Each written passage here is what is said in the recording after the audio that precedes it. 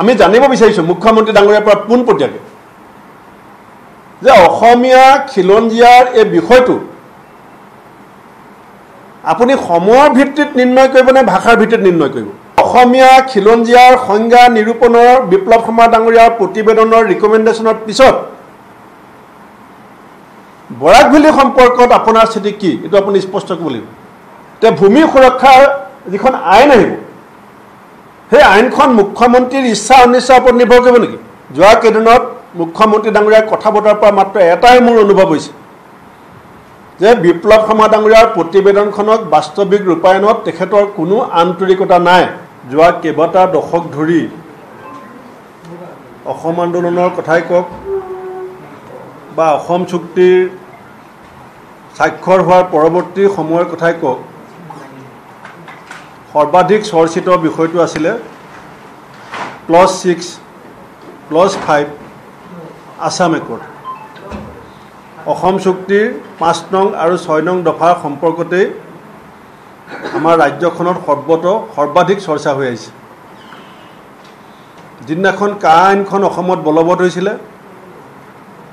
সেইদিনাখন অসম চুক্তিৰ অন্যতম আত্মাস্বৰূপ ক্লজ 5 সম্পূৰ্ণৰূপে উলংঘা কৰা হৈছিলে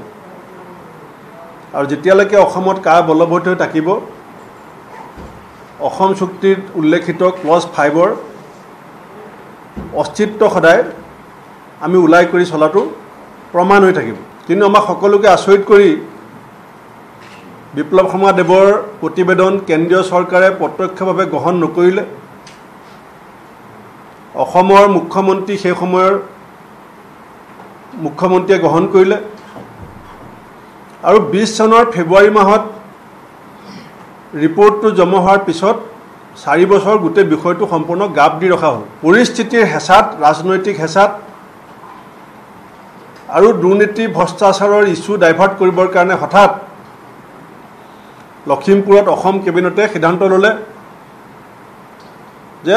57টা ৰিকমেণ্ডেশ্যন অসম চৰকাৰে কেন্দ্ৰলৈ পঠাব আমি প্ৰথমতে জানিব বিচাৰিছোঁ যে যি 57টা ৰিকমেণ্ডেশ্যন অসম কেবিনেটে এপ্ৰুভ কৰা বুলি কৈছে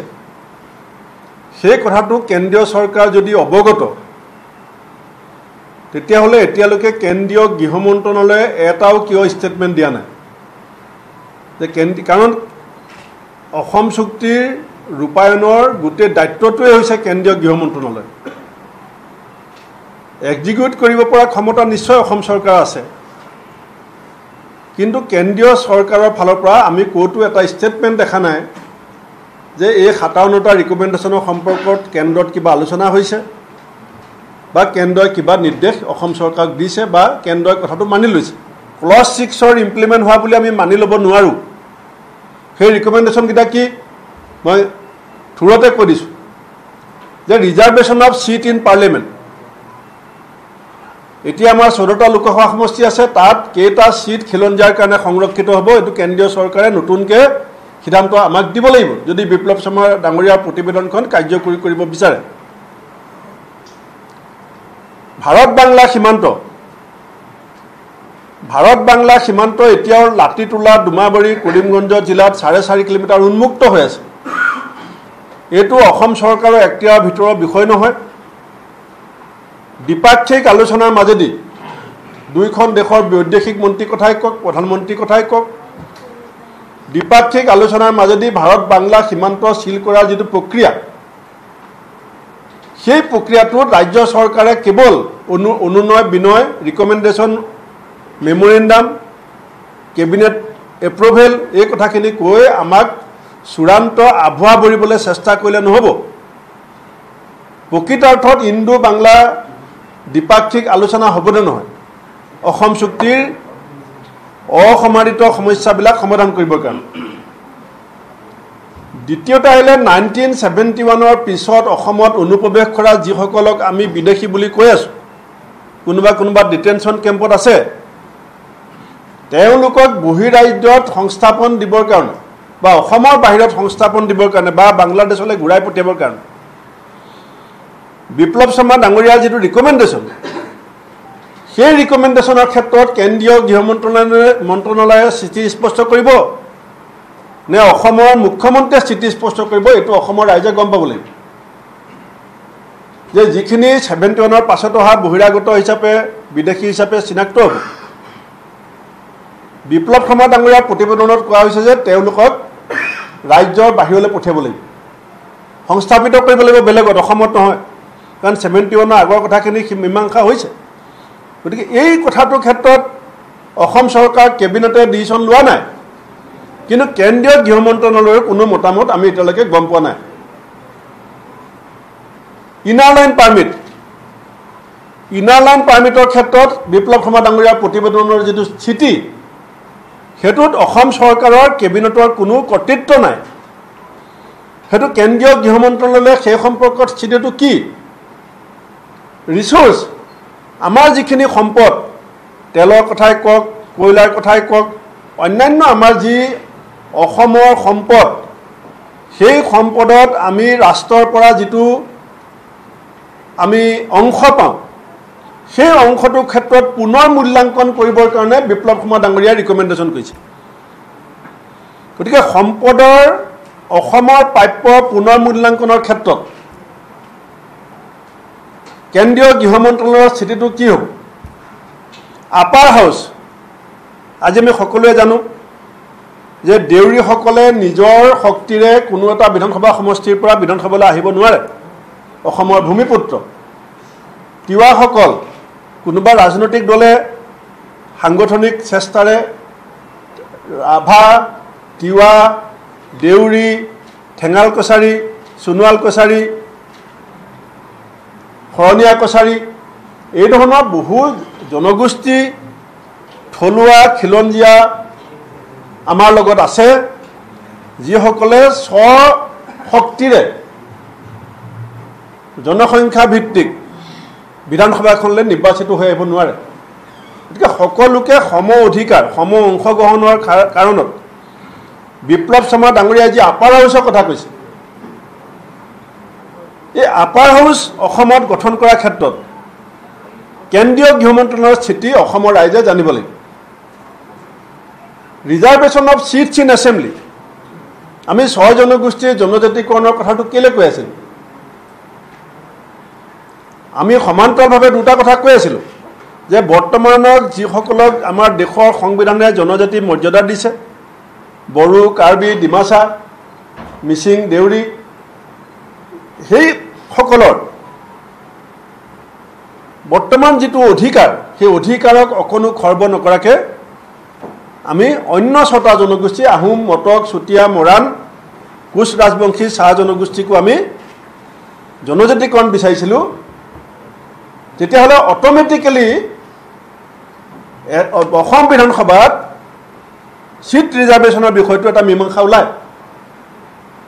এতিয়া 6 জনগোষ্ঠীক জনজাতিকৰণ কৰিব নোৱাৰে বুলি মুখ্যমন্ত্ৰীয়ে বিভিন্ন পাকে প্ৰকাৰে বিষয়টো এৰাই চলাৰ লগতে কিন্তু বিপ্লৱ শৰ্মা ডাঙৰীয়াৰ ৰিকমেণ্ডেশ্যন কৰাৰ পিছত আমি জানিব বিচাৰিছোঁ যে বিপ্লৱ শৰ্মা ডাঙৰীয়াই এছেম্বলিত যিটো চিট ৰিজাৰ্ভেশ্যনৰ কথা কৈছে এই ক্ষেত্ৰত চৰকাৰৰ স্থিতিটো কি আৰু নডেল মিনিষ্ট্ৰী হোম মিনিষ্ট্ৰী এতিয়ালৈকে হোম মিনিষ্ট্ৰীয়ে 6 নং দফাৰ প্ৰতিবেদনখন দেখাই নাই আৰু 57টা ৰিকমেণ্ডেশ্যনৰ সম্পৰ্কত তেওঁলোকৰ হাতত পৰিছে নে নাই আমি কোনো গম নাপাওঁ কেৱল ইয়াত এটা হুলস্থুল পৰিৱেশ সৃষ্টি কৰিবলৈ চেষ্টা কৰিছে কিয় যে 2026 চনৰ নিৰ্বাচনী বৈতৰণি পাৰ হ'বৰ কাৰণে মুখ্যমন্ত্ৰীক এটা কৌশল লাগে 1951 চনৰ আগত পূব পাকিস্তান বুলি কওক বহু লোক সেই সময়ত আমাৰ অসমত আহি পেলাই চিতাপি লৈছিল আনকি ইয়াণ্ডাবু সন্ধি 1826 চনৰ ইয়াণ্ডাবু সন্ধিৰ পাছত 1951 লৈকে ৰেকৰ্ড আছে বহু লোক অসমত আহি পেলাই চিতাপি লৈছিল আৰু ইছলাম ধৰ্মী ভাৰতীয় নাগৰিকসকলে যেতিয়া তেওঁলোকক চৰকাৰে যেতিয়া সাৰ্ভে কৰিছে তেওঁলোকে নিজৰ ভাষাটো অসমীয়া ভাষা বুলি কয় এটা খিলঞ্জীয়া আৰু অসমীয়াৰ যিটো সংজ্ঞাক লৈ পেলাই মুখ্যমন্ত্ৰী ডাঙৰীয়াই ব্যাখ্যা দি থাকিব বিচাৰিছে আমি জানিব বিচাৰিছোঁ মুখ্যমন্ত্ৰী ডাঙৰীয়াৰ পৰা পোনপটীয়াকৈ যে অসমীয়া খিলঞ্জীয়াৰ এই বিষয়টো আপুনি সময়ৰ ভিত্তিত নিৰ্ণয় কৰিব নে ভাষাৰ ভিত্তিত নিৰ্ণয় কৰিব যে ভাষাৰ ভিত্তিত নিৰ্ণয় হ'ব নে সময়ৰ ভিত্তিত নিৰ্ণয় হ'ব আৰু অসম চুক্তিৰ ৬ নং দফা ৰূপায়ণ কৰোঁতে বৰাক ভেলী সম্পৰ্কত বৰাক ভেলীক বাদ দি পেলাই এই কথাবিলাক আলোচনা হ'ব নোৱাৰিব কাৰণ বৰাক ভেলী অসম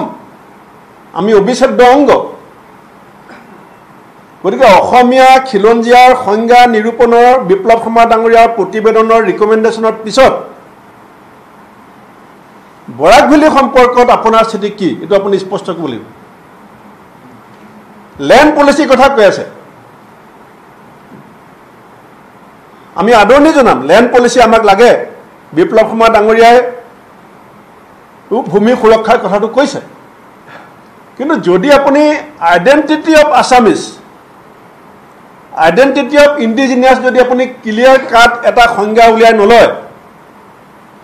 তে ভূমি সুৰক্ষাৰ যিখন আইন আহিব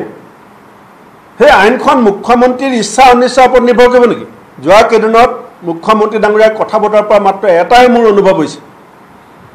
যে বিপ্লৱ শৰ্মা ডাঙৰীয়াৰ প্ৰতিবেদনখনক বাস্তৱিক ৰূপায়ণত তেখেতৰ কোনো আন্তৰিকতা নাই কেৱল কেৱল অত্যন্ত আভুৱা ভৰিবৰ কাৰণে আচল যি 10টা দফা বাদ দিছে যি 10টা দফাই হৈছে বিপ্লৱ শৰ্মা ডাঙৰীয়াৰ প্ৰতিবেদনৰ আত্মাটোক বাদ দি তেওঁ দেহটোত বিচৰণ কৰিবৰ কাৰণে চেষ্টা কৰিছে আৰু 57টা ৰিকমেণ্ডেশ্যন যে কেবিনেটে কৰিছে সেই সম্পৰ্কটো আজি পৰ্যন্ত কেন্দ্ৰীয় চৰকাৰৰ এটা ষ্টেটমেণ্ট আমি ক'তো পোৱা নাই কাৰণ ইয়াৰ নডেল মিনিষ্ট্ৰীটো হৈছে হোম মিনিষ্ট্ৰী